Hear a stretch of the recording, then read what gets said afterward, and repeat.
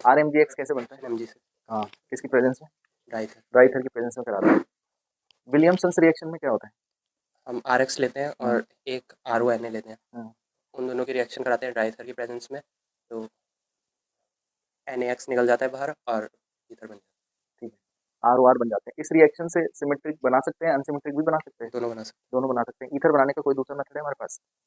कौन सा? सकते हैं 40 डिग्री हाँ, सेंटीग्रेड पे। अल्कोहल के 2 मोल्स की रिएक्शन 140 डिग्री सेंटीग्रेड पर कंसंट्रेटेड H2SO4 की प्रेजेंस में कराते हैं। कल बताया था, उसकी मैकेनिज्म भी बताई थी।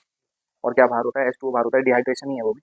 और 140 पे कराने पर डिहाइड्रेशन होने के बाद क्या बनता है हमारा? ईथर ईथर बन जाते हैं। और उस रिएक्शन में कैसे ईथर बनते हैं? सिमेट्रिकल। सिमेट्रिक ही बनते हैं, क्योंकि अल्कोहल के 2 मोल्स जो लेते हैं वो दोनों सेम लेने होते हैं। हाँ या ना? अल्कोहल के डिहाइड्रेशन से क्या बनता है?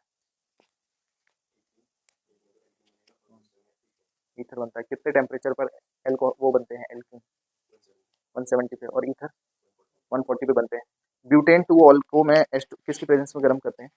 वन डिहाइड्रेशन किसकी प्रेजेंस में कराते हैं?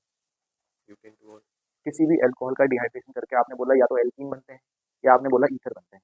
यही बोला ना? किसकी प्रेजेंस में कराते कंसंट्रेटेड हैं? हाँ, सबसे पहला स्टेप तो वही पार्टिसिपेट कर रहा था, H2SO4 की प्रेजेंस में रिएक्शन कराई जाती है। याद आया? कंसंट्रेटेड H2SO4 की प्रेजेंस में रिएक्शन कराते हैं, वो बन जाता है। डिहाइड्रेशन की मैकेनिज्म जो कल पढ़ाई थी, या एक परसों एक कल पढ़ाई होगी, वैसे शायद कल ही हुई है। तो उन दोनों प्रोसेस में रिएक्शन इंटरमीडिएट क्या बनता है? कार्बोकैटायन। कार्बोकेटायन बनता है। आपने हेलो एल्केन के चैप्टर में कोई मैकेनिज्म पढ़ी है? कौन सी? हेलोजनेशन ऑफ हाँ, एल्कीन। उसका रिएक्शन इंटरमीडिएट क्या बनता है? Carbocation. Free free radical radical. बनता है। और वो मैकेनिज्म कितने स्टेप में होती थी? कौन कौन से थे? Initiation, propagation, termination. हाँ, टर्मिनेशन में क्या होता है?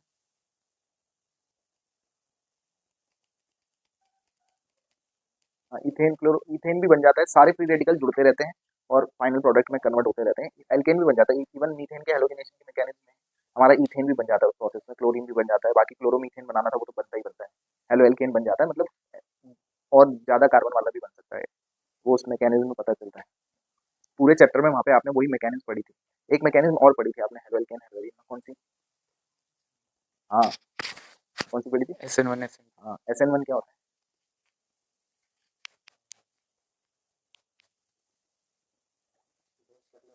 हाँ,